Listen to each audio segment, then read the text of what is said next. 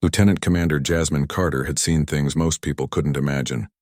She'd jumped from helicopters into hostile territory. She'd swum through freezing ocean waters carrying 60 pounds of gear. She'd earned her place among the Navy SEALs when everyone said it was impossible for someone like her.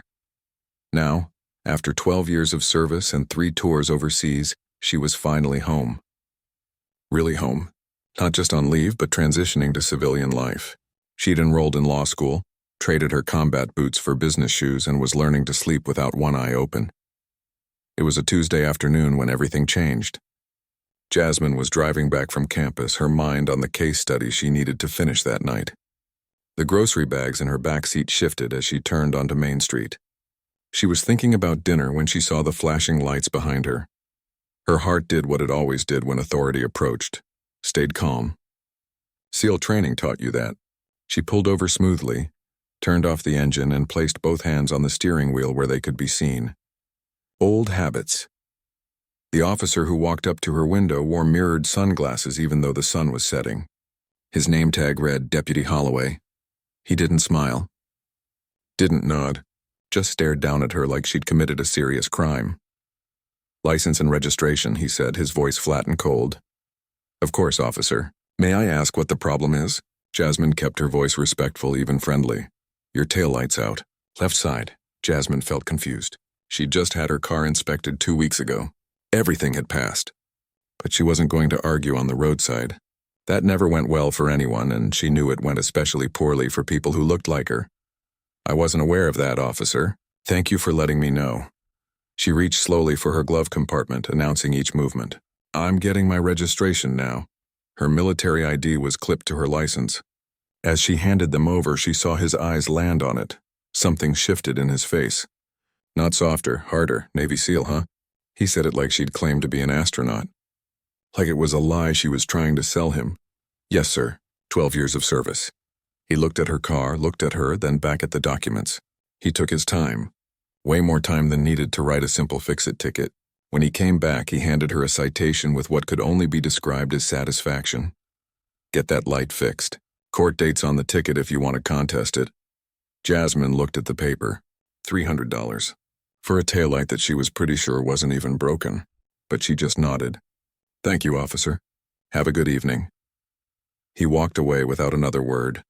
The moment she got home, Jasmine went straight to her car with a flashlight. She had her neighbor come out too, just to be sure. They tested the light 15 different ways. Brake lights, turn signals, everything. All of them worked perfectly. Not even a flicker. Looks fine to me. Her neighbor said, shrugging. Maybe he saw something that's not there anymore. But Jasmine knew better. She'd seen the way he looked at her ID, the way his jaw had tightened. This wasn't about a taillight. Over the next 2 weeks, she prepared like she was planning a mission. She took photos of her taillights from every angle, printed out her recent inspection certificate, and gathered maintenance records. She even had a mechanic friend write a statement confirming everything was functional. Jasmine believed in the system. She'd sworn an oath to defend it. She'd fought for it in places where people dreamed of having courts and laws. So she'd go to court, show her evidence, and the judge would dismiss this obvious mistake. The night before her court date, she pressed her navy blue pantsuit and reviewed her documents one more time.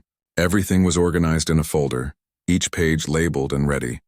Her roommate from law school, Amy, watched her from the doorway. You know you're treating this like a military operation, right? Amy smiled. It's just traffic court. Jasmine smiled back, but something felt off in her stomach. I know, but when you've been where I've been, you learn not to leave things to chance. Girl, you're going to walk in there, show them your evidence, and they'll throw it out in 5 minutes. That cop probably writes dozens of bogus tickets a week. Jasmine wanted to believe that. She really did. The courthouse was a gray brick building downtown, the kind that had been there since the 1960s. Jasmine arrived 30 minutes early, dressed professionally, her folder tucked under her arm. The security line moved slowly. She placed her keys and phone in the bin, walked through the metal detector without issue, and found her courtroom number on the directory. Courtroom 3B was half full with people waiting for their cases. Some looked nervous. Some looked annoyed. Most looked like they just wanted to pay their fine and leave.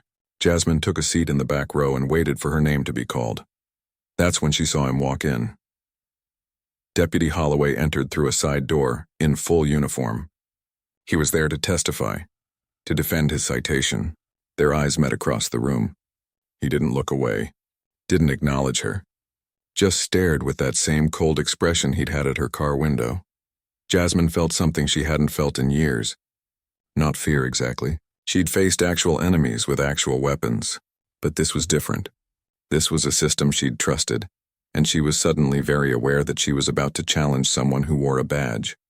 She took a slow breath, centered herself the way her trainers had taught her. She'd survived SEAL training when 90% of candidates dropped out. She'd completed missions in some of the most dangerous places on Earth. She could handle traffic court. The bailiff called her name. Jasmine Carter. Case number 2847, she stood, straightened her jacket, and walked to the front of the courtroom. The judge, a stern-looking woman in her 60s named Judge Chen, looked up from her papers. Ms. Carter, you're contesting a citation for a broken taillight. Is that correct? Yes, Your Honor. Deputy Holloway is here to present his case. Let's proceed. Jasmine sat at the defendant's table. Deputy Holloway stood at the prosecutor's table, even though there was no prosecutor. It was just him, her, and the judge, and whatever was about to happen next. Judge Chen looked between Jasmine and Deputy Holloway, then down at the file in front of her. Deputy Holloway, please present your testimony regarding this citation. Holloway stepped forward, his boots making deliberate sounds on the courtroom floor. Your Honor, on the evening of September 15th, I observed the defendant's vehicle traveling southbound on Main Street with a malfunctioning left taillight. I conducted a traffic stop and issued a citation for the violation. It was textbook testimony. Clean, simple, practiced. Ms. Carter. Judge Chen turned to Jasmine. Do you dispute the deputy's account? Jasmine stood, keeping her posture straight but not aggressive. Yes, Your Honor, I believe there's been a mistake. She heard Holloway make a small sound. Not quite a laugh, but close, like he found the word mistake amusing. Please present your evidence, Judge Chen said. Jasmine opened her folder and pulled out the first document. Your Honor, this is my vehicle inspection certificate from 2 weeks before the citation. As you can see, all lights passed inspection, including the taillight in question. She walked the document to the bench. Judge Chen examined it carefully, nodding. That don't mean nothing, Holloway said from his table. Judge Chen's eyes snapped to him. Deputy, you'll wait your turn to speak. But Holloway continued anyway, his voice rising slightly. Lights can break between inspections. Happens all the time. Jasmine felt a flutter of irritation but pushed it down. She returned to her table and pulled out the photos. Your Honor, I also have photographs taken the same evening I received the citation. These were taken within an hour of the traffic stop. As you can see, the taillight was fully functional. She brought the photos forward. They were clear, time-stamped, showing her car's taillights glowing bright red from multiple angles. Judge Chen studied them for a long moment. These are quite comprehensive, Ms. Carter. Thank you, Your Honor. I also have a written statement from a certified mechanic who examined my vehicle 3 days after the citation. He found no issues with any lights. As Jasmine presented the mechanic's statement, she noticed Holloway's jaw clenching. His hands gripped the edge of his table. Your Honor, Holloway interrupted again. I know what I saw. That light was out. Maybe she got it fixed right after. Maybe she's got friends who'll write whatever she wants them to write. The courtroom went quiet. A few people in the gallery shifted in their seats. Judge Chen put down her pen. Deputy Holloway, that's the second time you've spoken out of turn. I'll remind you, this is my courtroom and you'll follow procedure. Yes, ma'am. But his tone said something different than his words. Jasmine continued. Your Honor, I'd also like to submit my maintenance records for the past 3 years. My vehicle has been well maintained, and I've had no issues with electrical systems or lights. As she spoke, Jasmine noticed Holloway's body language changing. His shoulders were tight. His face was getting red. Every piece of evidence she presented seemed to make him angrier. Judge Chen reviewed all the documents spread across her bench. Ms. Carter, this is very thorough documentation. Deputy Holloway, do you have any evidence to support your citation beyond your testimony? My testimony should be enough, Holloway said sharply. I'm a sworn officer. I was there. I saw what I saw. I'm not questioning your oath, Deputy. I'm asking if you have photographs, dashcam footage, or any physical evidence. Holloway's pause said everything. No, Your Honor, but I don't need it. My word as a law enforcement officer is being weighed against substantial documentary evidence, Judge Chen finished for him. She looked back at Jasmine's papers, then at Jasmine herself. Miss Carter, I notice from your identification that you're military. Yes, Your Honor. Navy. Recently transitioned to inactive reserve. What was your specialty? Jasmine hesitated. She never liked bringing this up because people either didn't believe her or made a huge deal about it. I was a SEAL, Your Honor. The courtroom rustled with whispers. Someone in the back row said no way, just loud enough to hear. Judge Chen's eyebrows raised slightly. A SEAL, that's quite an accomplishment. Thank you, Your Honor. Holloway made that sound again. Not quite a laugh. More like a scoff. Judge Chen's head turned sharply toward him. Deputy, do you have something to add? No, ma'am. But his face said plenty. The disbelief. The contempt. Jasmine kept her eyes forward, but she could feel his stare boring into the side of her face. This was getting personal for him, and she didn't understand why. Judge Chen shuffled the papers together. Based on the evidence presented, I'm inclined to dismiss this citation. Ms. Carter has provided multiple forms of documentation that the taillight was functional, while Deputy Holloway has provided only his testimony without supporting evidence. Relief washed through Jasmine. Finally, justice was actually going to work. But then Holloway stood up suddenly. His chair scraped loudly against the floor. Your Honor, this is ridiculous. His voice filled the courtroom.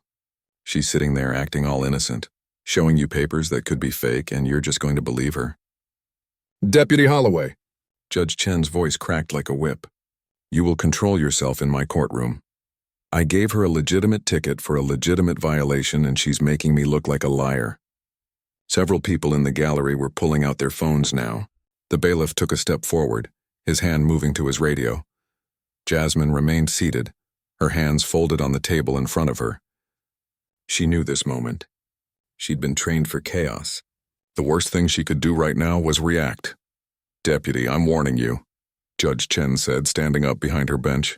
Sit down and compose yourself, or I'll hold you in contempt. Holloway was breathing hard. His eyes were locked on Jasmine.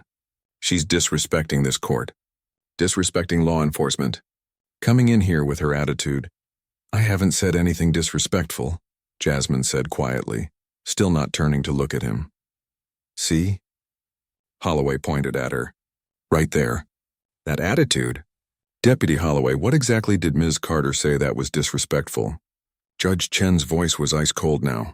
Holloway opened his mouth, closed it, opened it again. The way how she's acting like he couldn't finish. Because there was nothing. Jasmine had been nothing but respectful, and everyone in that courtroom knew it. Bailiff, Judge Chen said. Please escort Deputy Holloway to— No. Holloway stepped away from his table, moving toward Jasmine. No, you know what?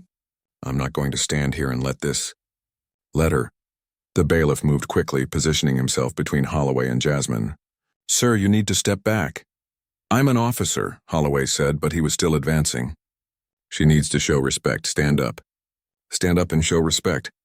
Jasmine finally turned to look at him. She remained seated, her face calm, her hands visible on the table. Officer, I mean no disrespect. I'm simply presenting my case to the court. Her calmness seemed to enrage him more. His hand moved to his belt. Judge Chen saw it too. Deputy Holloway, do not— Everything that happened next took 3 seconds. Maybe 4. Holloway's hand closed around his taser. Jasmine saw it and began to stand, her hands coming up slowly, palms out, showing she had nothing. Every movement deliberate, non-threatening, by the book. She was halfway out of her chair when she heard the click. Then 50,000 volts hit her body. The courtroom exploded in screams and shouts. Jasmine felt her muscles lock up, felt herself falling. But even through the electricity coursing through her, her training held. She controlled her fall, turned her shoulder, protected her head. She hit the ground hard but safely. The probes were still in her, still delivering current. 5 seconds, 10, someone was yelling, "Stop! Stop! Might have been the judge!" Might have been the bailiff. Finally, mercifully, it stopped. Jasmine lay on the courtroom floor, her body twitching from the aftermath. She could taste blood where she'd bitten her tongue, but she was conscious. She was aware, and through the chaos erupting around her, she heard Holloway's voice, quiet enough that maybe he thought no one else could hear. but she heard it. And so did the courtroom camera mounted in the corner. What he said next would cost him everything. The words that came out of Holloway's mouth were ugly, the kind of words that carry centuries of hate. He said them quietly, standing over Jasmine's body, probably thinking the chaos in the courtroom would cover them. He was wrong. The bailiff reached Holloway first, grabbing his arms and wrenching them behind his back. "What did you just do? What did you just do?" Other officers rushed in from the hallway. Someone was calling for paramedics. Judge Chen was shouting orders, her voice cutting through the panic. People in the gallery were on their feet, some filming with their phones, others backing toward the exit. Jasmine lay on the floor, her body still responding to the electrical shock. Small muscle spasms rippled through her arms and legs, but her mind was clear, sharp, taking in everything. She could see 3 courthouse cameras from where she lay. One in the corner above the judge's bench, one near the gallery, one by the main door. All of them had a perfect view of what just happened. "Good. Ma'am, don't move. Help is coming." A young bailiff knelt beside her, his face pale with shock. "Can you hear me?" "Yes." Jasmine's voice came out rough. "I'm okay. That was... I can't believe he... Just stay still, okay?" Across the room, they were wrestling Holloway toward the door.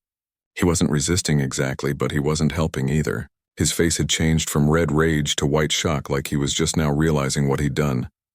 "Get your hands off me," he kept saying. "I'm an officer. I'm a deputy." "Not anymore, you're not," one of the bailiffs muttered. Judge Chen came down from her bench, moving faster than seemed possible for a woman her age.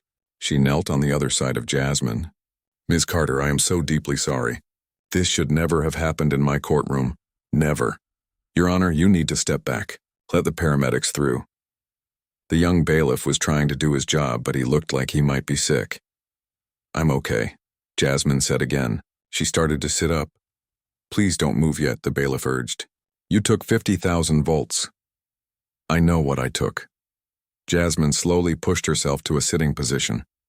Her body ached, but nothing felt broken. Nothing felt wrong beyond the expected aftermath of being tasered. "I've been through worse, that was true." She'd been through SEAL training exercises that would make a tasing look like a warm-up. But that wasn't the point, and everyone in the room knew it. The paramedics arrived with their equipment, kneeling around her. They checked her pulse, her breathing, looked at where the taser probes had stuck into her jacket.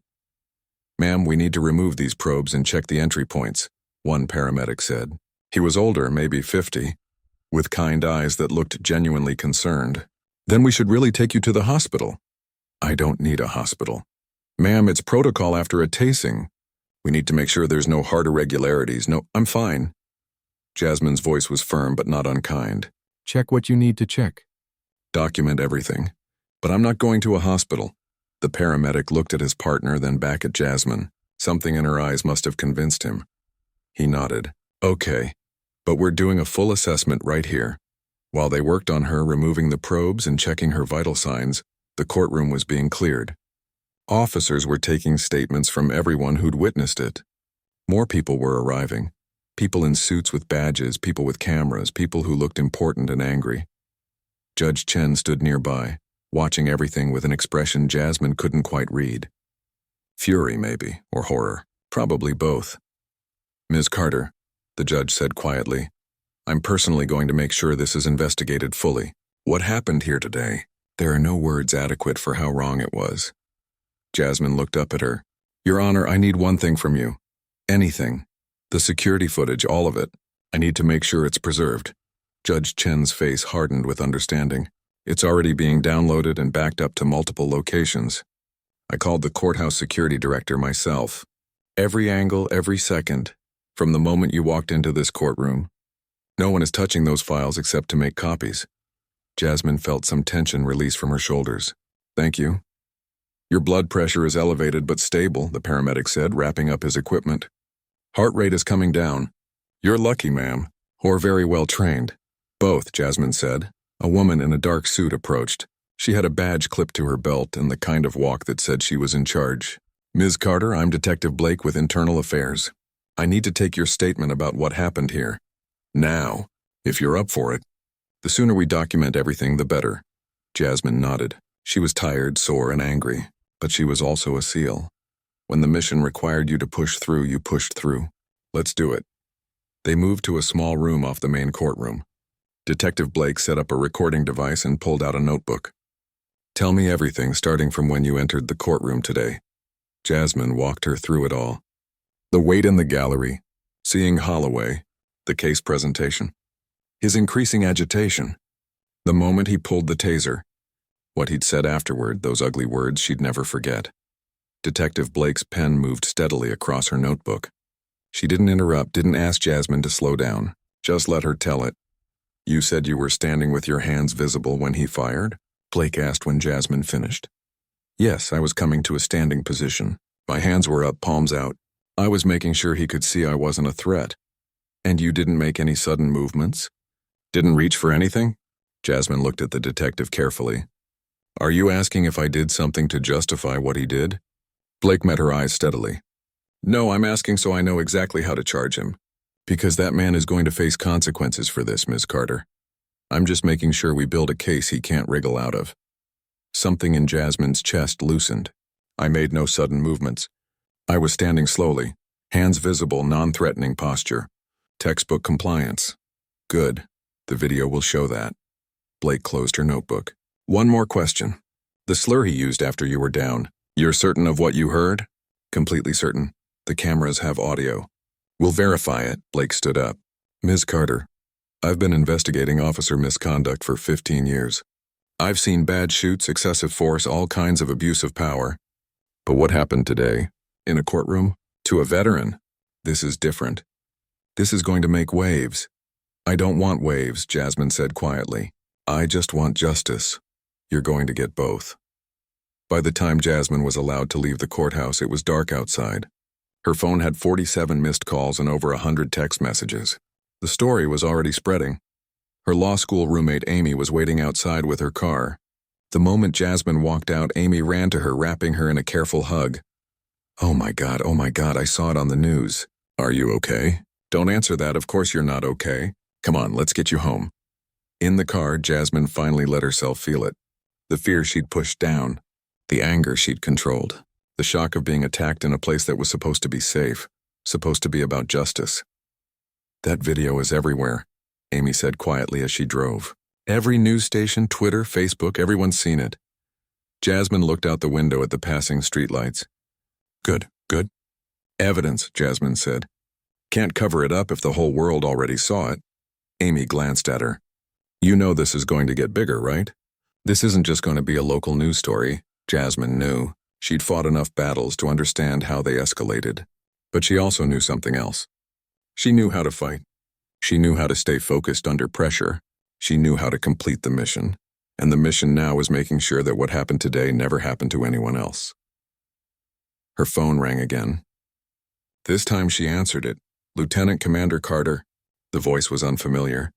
This is Captain Rodriguez from SEAL Team 3. I just saw what happened. The whole community is watching this. We take care of our own. What do you need? Jasmine felt something warm spread through her chest. She'd left active duty, but she hadn't left her family. Sir, I just need the truth to come out. It will, and we'll make sure everyone's paying attention when it does. When Jasmine finally got home, she sat on her couch in the dark for a long time. Her body ached. Her mind was racing. But underneath it all was something solid, something unshakable. She'd been attacked for doing nothing wrong, for being who she was, for standing up for herself with respect and dignity. But Holloway had made a mistake. He'd attacked her in a room full of cameras, full of witnesses, full of evidence. And now, Jasmine thought, now he's going to learn what happens when you come after a Navy SEAL who knows how to fight back within the law. Tomorrow, the real battle would begin. Tonight she just needed to rest and heal, but she'd be ready. The courthouse security director, Tom Walsh, had worked in the building for 23 years. He'd seen fights in courtrooms before, seen people lose their tempers, seen lawyers get heated, even seen defendants try to run, but he'd never seen anything like what happened in courtroom 3B. He sat in his office watching the footage for the 5th time. Every angle, every second. His stomach turned each time he reached the moment where Deputy Holloway pulled the taser. The woman, Carter, Jasmine Carter, was standing slowly. Her hands were coming up, palms open, She was doing everything right. Everything a person should do when faced with an aggressive law enforcement officer, and Holloway tasered her anyway. Tom could see the moment on camera. The click of the trigger, the probes flying, Carter's body jerking from the electrical current. And then, because the cameras had good audio, he could hear what Holloway said next. That word, that awful word that made Tom's blood run cold. He picked up his phone and called the sheriff's department. Then he called the district attorney's office. Then he called his supervisor. And when he was done making official calls, he made copies. Lots of copies. Cloud storage, external drives, encrypted backups. This footage was going to be the most important evidence in a major case. He wasn't going to let anything happen to it. Downstairs in one of the courthouse meeting rooms, reporters were already gathering. Someone had tipped off the media. Probably one of the people in the gallery who'd filmed it on their phone. The first news report went out at 6 p.m. Breaking news tonight from the downtown courthouse, where a decorated military veteran was tasered by a law enforcement officer during what should have been a routine traffic court appearance. The anchor's voice was grave. Behind her, they showed courthouse exterior footage, then cut to shaky cell phone video from inside the courtroom. The quality wasn't great, but you could see enough. The man in uniform advancing, the woman standing calmly. The taser being pulled, they blurred the moment of impact, too violent for broadcast. The veteran, identified as Lieutenant Commander Jasmine Carter, is a Navy SEAL with 12 years of service, including 3 combat deployments. The deputy involved has been placed on leave pending an investigation. But the local news was just the beginning. By 8 p.m., national news networks had picked it up. The story had everything they needed. A decorated female veteran, a traffic court appearance gone wrong, clear video evidence, and questions about excessive force. Navy SEAL tasered in courthouse became the trending topic on social media. The video from the courtroom cameras, released through a public records request that was fast-tracked by Judge Chen herself, went viral. People watched it again and again. They watched Jasmine present her evidence calmly and professionally. They watched Holloway's increasing agitation. They watched him ignore the judge's orders. They watched him advance on a woman who was simply standing up, and they were angry. The comments poured in by the thousands. Veterans groups issued statements. Civil rights organizations called for immediate action. Even people who usually defended law enforcement were saying this crossed a line. She was just standing there, one comment read, hands visible, not threatening anyone, and he tasered her in a courtroom full of witnesses. What was he thinking? Another comment. This woman served our country with honor. She survived SEAL training. Do you know how hard that is? She deserves better than this. And another. Notice how calm she stayed? Even after being tasered, she didn't fight, didn't scream, didn't lose control. That's training. That's discipline. Meanwhile, the cop couldn't handle a traffic court hearing. In his home across town, Deputy Holloway sat watching the news with growing horror. His phone had been ringing nonstop. His fellow officers, his supervisor, his mother.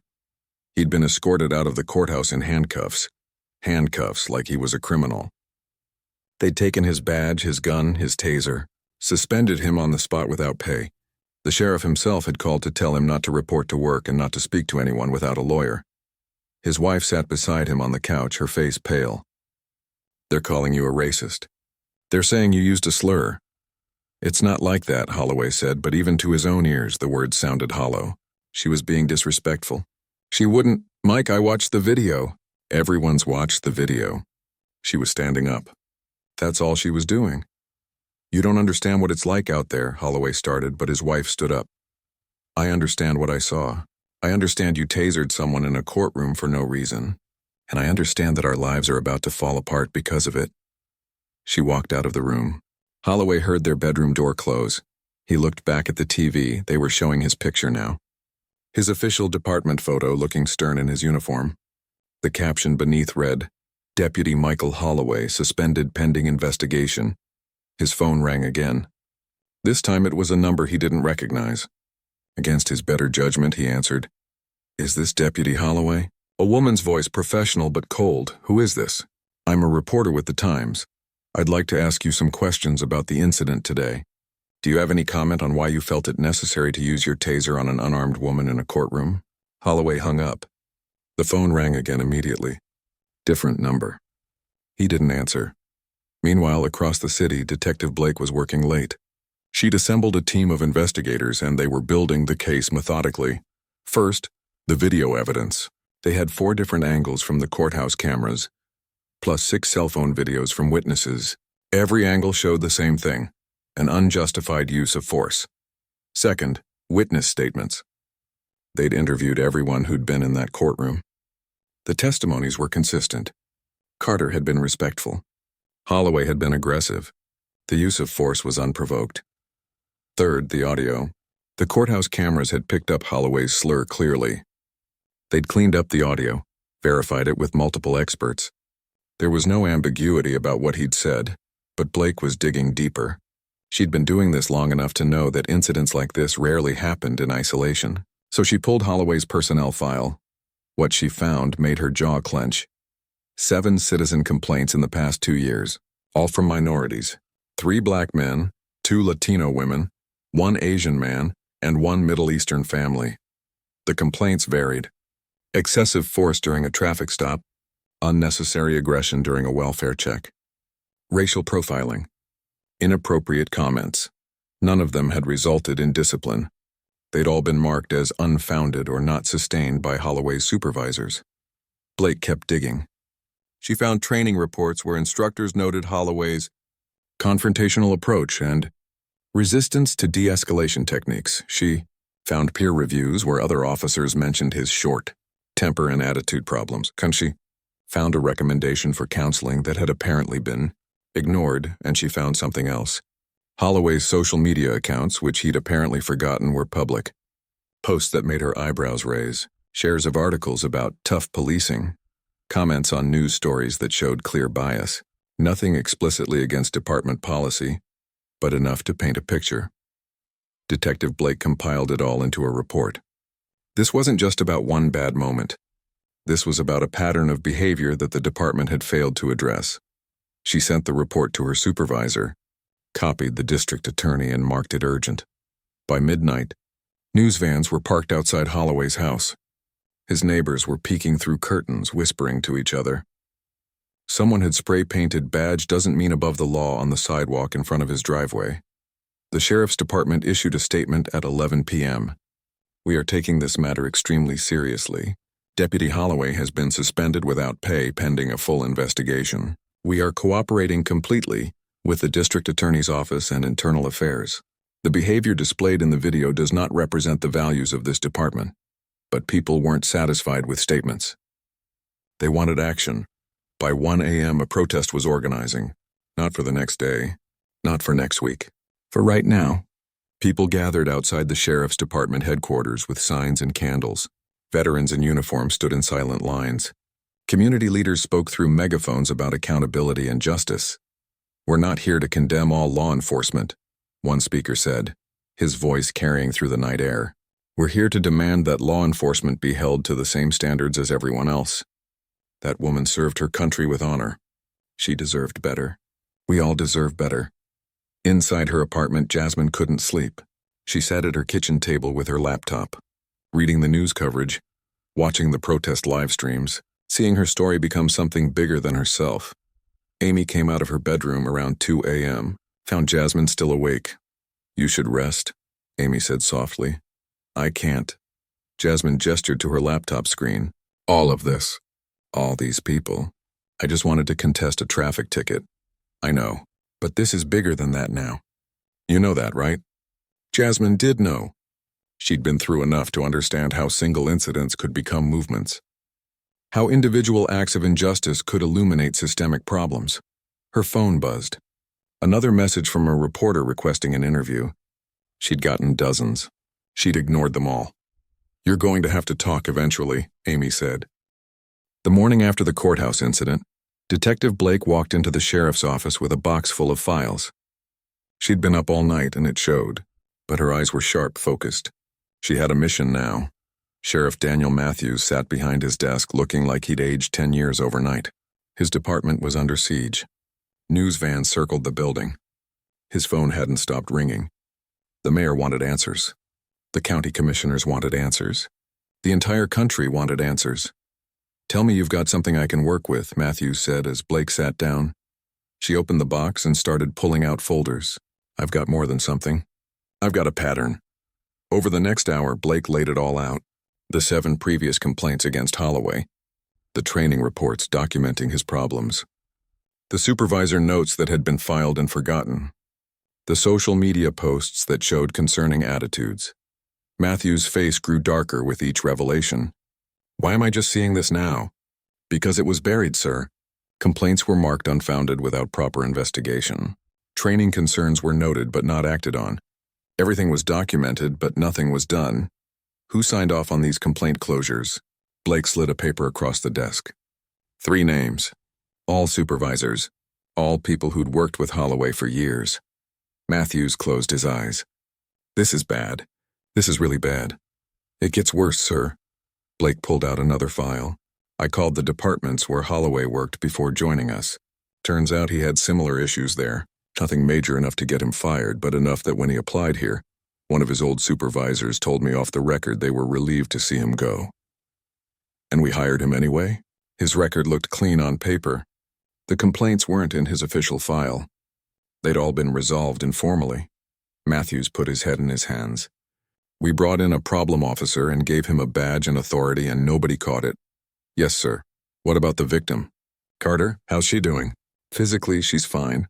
Navy SEAL training apparently prepares you to handle being tasered pretty well. Mentally? Blake shrugged. She's tough, but this is going to leave a mark. She served her country, came home, and got attacked in a courtroom for trying to fight a traffic ticket.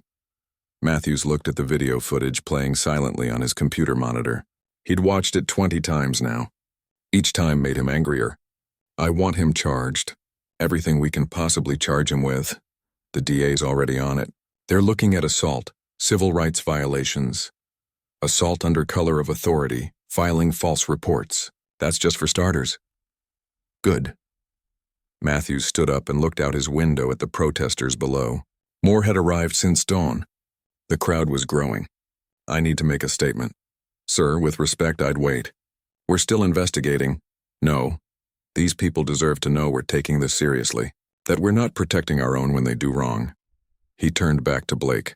Get me everything you have in a form I can present publicly. Names redacted for now, but all the facts. I'm holding a press conference this afternoon. Blake nodded. She respected that. Too many departments circled the wagons when one of their own messed up. Matthews was choosing accountability. While the sheriff prepared his statement, the story was exploding nationally. Major news networks were running special segments. Legal experts were being interviewed.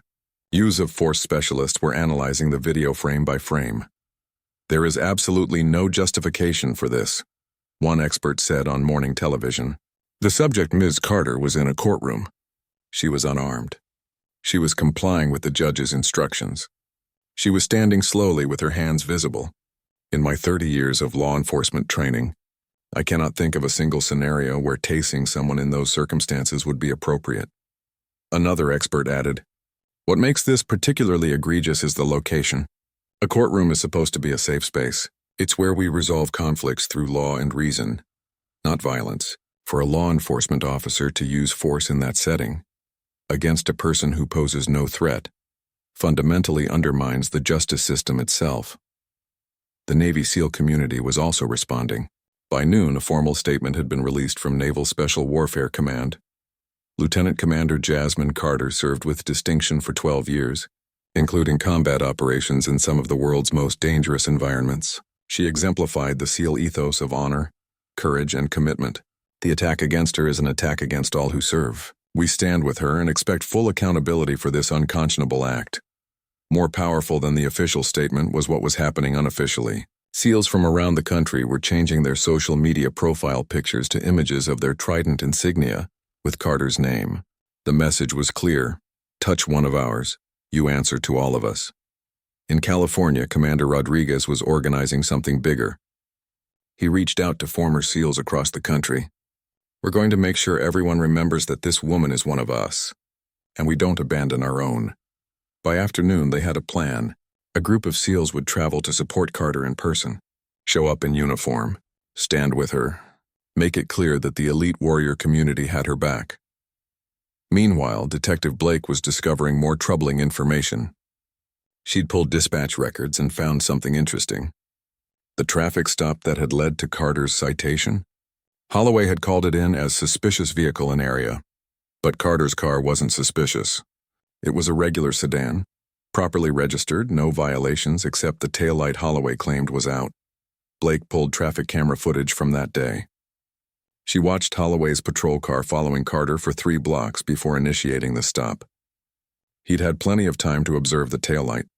In the footage, the taillight looked fine. Blake made a note. Potential false citation. Possible profiling. She kept digging into Holloway's stop history. Pattern after pattern emerged.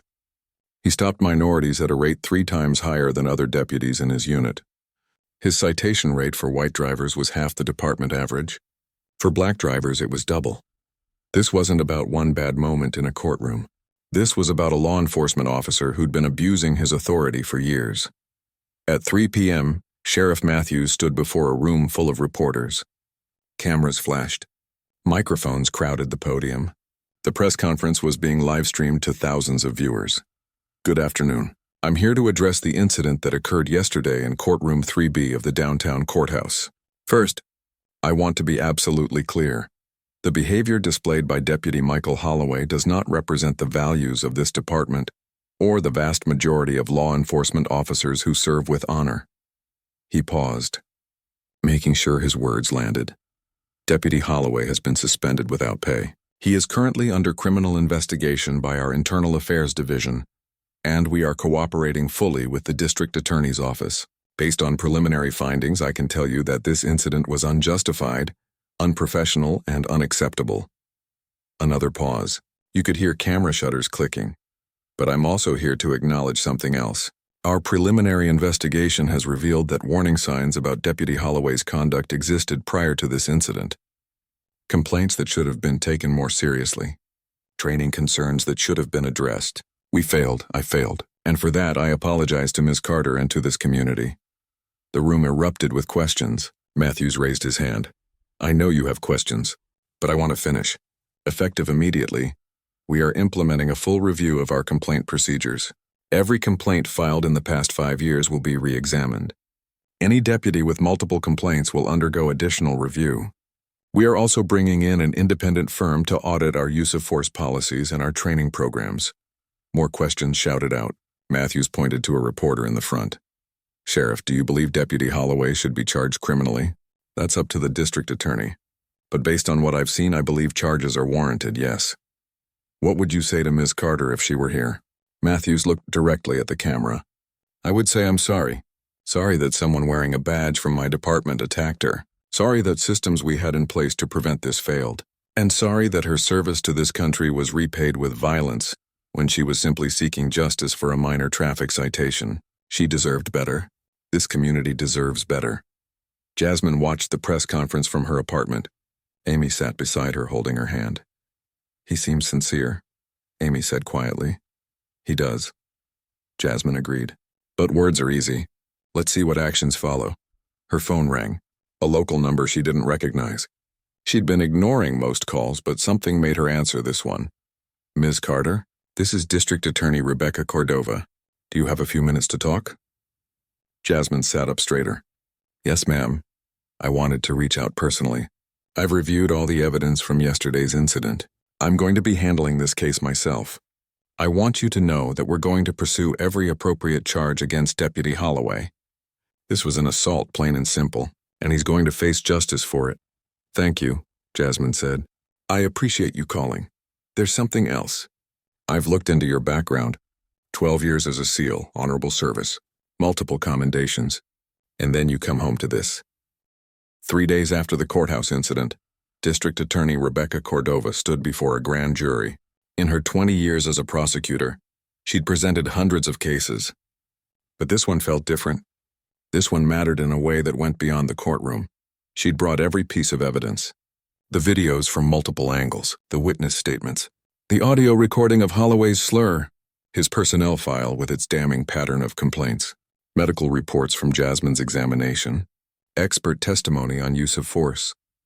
The grand jury didn't need long to deliberate. They returned with a true bill on all charges: aggravated assault, assault under color of authority, civil rights violations, filing a false report, and official misconduct. When the news broke, Cordova held another press conference. Today, a grand jury has indicted former Deputy Michael Holloway on 5 felony charges related to the attack on Lieutenant Commander Jasmine Carter.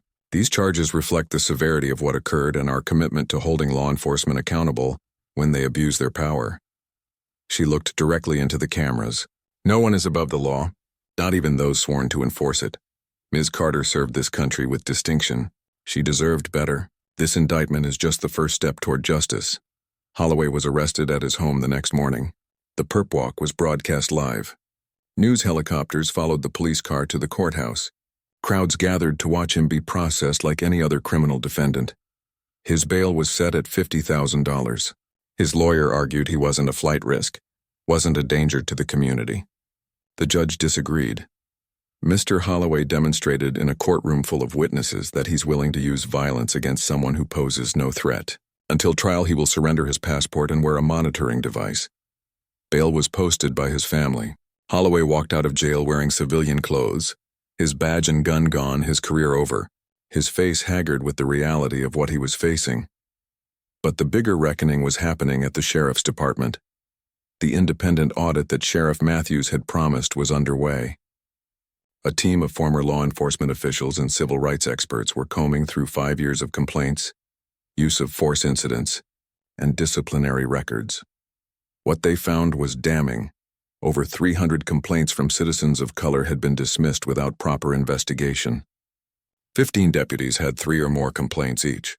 Training on de-escalation and implicit bias was outdated and poorly enforced. The internal review process was designed to protect officers rather than find truth. The audit team's report was made public 2 weeks after the courthouse incident. The findings made national news. The sheriff's department has fostered a culture where complaints against deputies are viewed as annoyances rather than warning signs, the report stated. Supervisors regularly dismiss allegations without interviewing witnesses or reviewing evidence. Deputies with repeated complaints are rarely disciplined, creating a system where problematic behavior is tolerated rather than corrected. The report singled out 3 supervisors who had repeatedly signed off on complaint dismissals. It recommended they be removed from supervisory positions and retrained. It recommended sweeping policy changes, and it recommended an external oversight board with real power to investigate complaints. Sheriff Matthews held a press conference the day the report was released. This time he looked less defensive, more resolved. I've read this report cover to cover. It's hard to read. It's painful to acknowledge that the department I've led for 8 years has these problems, but acknowledging them is the first step to fixing them. He announced immediate changes. All 3 supervisors mentioned in the report were being reassigned. The complaint review process was being overhauled. An independent civilian review board was being established. Every deputy would undergo 40 hours of additional training on de-escalation, implicit bias, and constitutional policing. These changes won't happen overnight, Matthews said, but they will happen. Ms. Carter's case has shown us that we cannot afford to ignore warning signs, that we cannot protect problem officers at the expense of the community we serve. Not everyone was happy with the changes. The police union released a statement criticizing the rush to judgment and defending the vast majority of officers who serve honorably. But their statement fell flat. The video from the courtroom had been seen by millions. The pattern of dismissed complaints spoke for itself. Public opinion had shifted dramatically against any notion of protecting bad cops. Meanwhile, Jasmine's story had taken on a life of its own. She'd finally agreed to do one interview with a respected national news program that had promised to let her tell her story without sensationalizing it. The interview aired on a Tuesday night. 60 million people watched. The interviewer, an experienced journalist named Patricia Wright, started gently. "Tell us about your time in the Navy." Jasmine talked about joining after college, about the grueling training that broke most candidates, about earning her trident and becoming part of an elite community, about deployments to places she couldn't name, doing things she couldn't discuss but always serving with honor. "When you came home, you enrolled in law school." "Why law?" "Because I believe in justice," Jasmine said simply. "I saw places where there was no rule of law, where might made right. where people had no recourse against those who abused power. I came home grateful for our system. I wanted to be part of making it work. And then you received a traffic citation. Jasmine nodded. For a broken taillight that wasn't actually broken. I could have just paid the fine. A lot of people would have, but it was wrong. The citation was false. So I gathered my evidence and went to court to fight it. Walk us through what happened in that courtroom. Jasmine did, calmly and clearly. Her tone never became angry or emotional. She just stated facts, what she did, what Holloway did, how she felt when she realized he was pulling his taser despite her non-threatening posture. I've been shot at in combat, she said. I've been in situations where people were actively trying to kill me. But I've never felt as helpless as I did in that moment. Because in combat you can fight back. You're allowed to defend yourself. But in a courtroom, you're supposed to be safe. You're supposed to trust that the system will protect you. What went through your mind when you were hit with the taser? Honestly, training. My SEAL training kicked in. Control the fall. Protect your head. Stay conscious. Stay aware. Even in that moment, I was documenting everything mentally, because I knew this wasn't over. I knew I'd have to testify about what happened. Patricia leaned forward. There's been a lot of discussion about what Deputy Holloway said after he tasered you. Are you comfortable discussing that? Jasmine was quiet for a moment. He used a racial slur, a word with a long, painful history, and in that moment it made everything clear. This wasn't about a traffic citation. This wasn't even about respect or disrespect in a courtroom. This was about hate, about a man who saw someone he considered beneath him daring to challenge him. How does that make you feel? Sad, mostly. I fought for this country. I bled for it. I lost friends defending it, and I came home to be called that word by someone wearing a badge. It makes me sad that we still have so far to go. The interview continued for an hour. By the end, there wasn't a dry eye in the studio or in living rooms across America. But the most powerful moment came at the end, when Patricia asked, "What do you want to come from this? What do you hope happens?" Jasmine looked directly at the camera. "I want change. Real change. I want a system where complaints are investigated properly, where problem officers are identified and removed before they can hurt someone, where badges come with accountability, not immunity. I don't want another veteran, another person of any background to walk into a courtroom seeking justice and leave traumatized instead." She paused. "And I want people to understand something. Most police officers are good people doing a hard job. I respect that. I've worked alongside military police and local law enforcement in combat zones. The good ones are heroes. But the bad ones? They make everyone less safe. They undermine trust. They make it harder for good officers to do their jobs. Holding bad officers accountable isn't anti-police. It's pro-justice. And justice is supposed to be what we're all fighting for." The interview became the most watched segment of the year. Clips went viral. Her words were quoted in think pieces and op-eds. A sitting senator cited her in a speech about police reform. Jasmine Carter had become more than a victim. She'd become a voice for change. Back at the sheriff's department, deputies were divided. Some resented the changes, felt they were being painted with the same brush as Holloway. Others welcomed the reforms, had been frustrated for years watching problem officers get protected. One veteran deputy, a 20-year veteran named Jackson, spoke up at a department meeting. "I've been doing this job for 2 decades. I've made good stops and I've made mistakes. But I've always tried to do right. And guys like Holloway, they make it harder for all of us. Every time someone sees a badge and feels fear instead of safety, that's on guys like him. So yeah, these changes are uncomfortable. Yeah, we're under more scrutiny. Good, because we should be. We carry guns and badges. We have power over people's lives. That should come with accountability." The courthouse steps were packed with cameras and reporters on the first day of trial. Security had been doubled. Metal detectors ran continuously. Every person entering the building was screened twice. Inside courtroom 1A, a larger room than where the incident occurred, every seat was filled. The gallery held reporters, activists, veterans in uniform, and regular citizens who'd won the lottery for public seats. Judge Patricia Chen presided, the same judge who'd witnessed the attack firsthand. Holloway's lawyer had tried to get her recused. "Your Honor witnessed the alleged incident. She cannot be impartial." Judge Chen had responded calmly. "I witnessed an attack. What I determine is whether that attack constitutes the crimes charged. My presence during the incident makes me a witness to facts, not biased in their interpretation. Motion denied. Now she sat at the bench looking out over the packed courtroom with the same stern expression she always wore. Holloway sat at the defense table in a suit that didn't quite fit. He'd lost weight during the months since his arrest. His lawyer, Thomas Brennan, was one of the most expensive defense attorneys in the state. Paid for by the police union, District Attorney Cordova sat at the prosecution table with 2 assistants. She'd prepared for this trial like it was the most important case of her career. Because it was, jury selection had taken 3 days. Finding 12 people who hadn't seen the viral video was nearly impossible. Finally, they'd settled on a jury that had seen it but could still judge based on the evidence presented in court. Judge Chen called the court to order. The People versus Michael Holloway. Ms. Cordova, your opening statement. Cordova stood and walked to the jury box. She didn't use notes. 3 months ago, Lieutenant Commander Jasmine Carter walked into a courthouse. She walked in as a citizen seeking justice for a false traffic citation. She walked out as a victim of assault. The evidence you'll see and hear over the course of this trial will show you exactly what happened. You'll see video from 4 different angles. You'll hear from witnesses who were in that courtroom.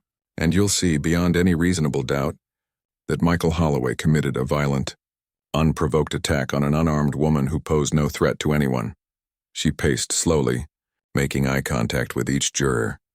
Mr. Holloway's attorney will tell you that he feared for his safety, that he was following his training, that he made a split-second decision in a tense situation. But the evidence will show you something different. It will show you a man who became angry when a woman challenged his citation, a man who ignored direct orders from a judge, a man who advanced on someone who was calmly standing up with her hands visible, and a man who, after attacking her, revealed his true motivation with a single hateful word. Cordova returned to her table. At the end of this trial, I'll ask you to hold Mr. Holloway accountable for his actions. Thank you. Brennan stood for the defense. He was older, silver-haired, with the confidence of someone who'd won many trials. Ladies and gentlemen, Michael Holloway served his community as a law enforcement officer for 8 years. 8 years of responding to dangerous calls. 8 years of facing situations most of us can't imagine. On the day in question, he was in a courtroom with a defendant who had military training. Elite military training. SEAL training. Training in hand-to-hand combat and weapons and tactics. He paused for effect. Mr. Holloway made a judgment call. Was it the right call? Perhaps not. But it was made in a moment of tension, in a situation where he believed there could be a threat. We're not here to judge whether his decision was perfect. We're here to judge whether it was criminal, and the evidence will show you that it was not. The opening statement set the tone. Prosecution would argue it was an unprovoked attack. Defense would argue it was a mistaken but understandable use of force. The prosecution called its first witness, Tom Walsh, the courthouse security director. Walsh walked the jury through the security footage. They watched from multiple angles as Holloway became increasingly agitated, as he ignored Judge Chen's orders, as he advanced toward Jasmine, as he pulled his taser while she was clearly not threatening anyone.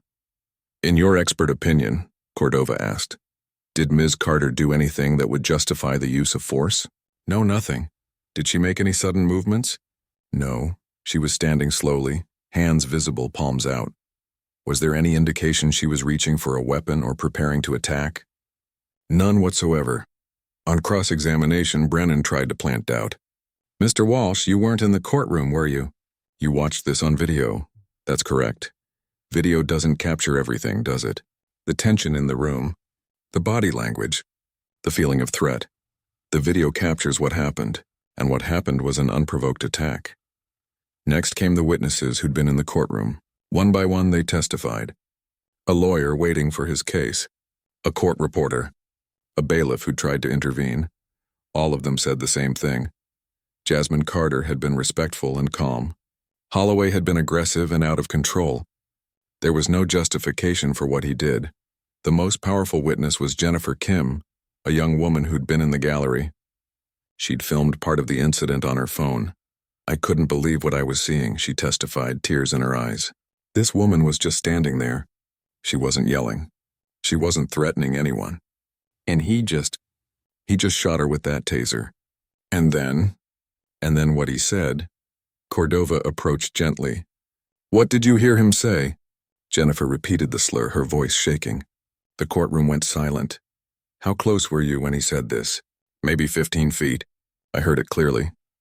Brennan's cross-examination tried to suggest she was mistaken, that the chaos made it hard to hear clearly, but Jennifer held firm. She knew what she heard. The prosecution also called use of force experts, retired police chiefs, training instructors, specialists in tactical decision-making. All of them watched the video and came to the same conclusion. This was textbook excessive force, one expert testified. The subject was in a controlled environment. She was unarmed. She was complying with instructions. There was no threat that would justify the use of a taser or any other force. Another expert added, "Officer Holloway's body language shows escalating anger, not fear. His approach is aggressive, not defensive. He's not trying to create distance or call for backup. He's advancing on someone who's standing calmly. That's not proper police procedure. That's assault." On the third day of trial, it was time for Jasmine to testify. The courtroom was packed beyond capacity. People stood in the aisles. Guards had to keep more from pushing in. Jasmine wore a simple navy suit. She walked to the witness stand with her shoulders back, her head high.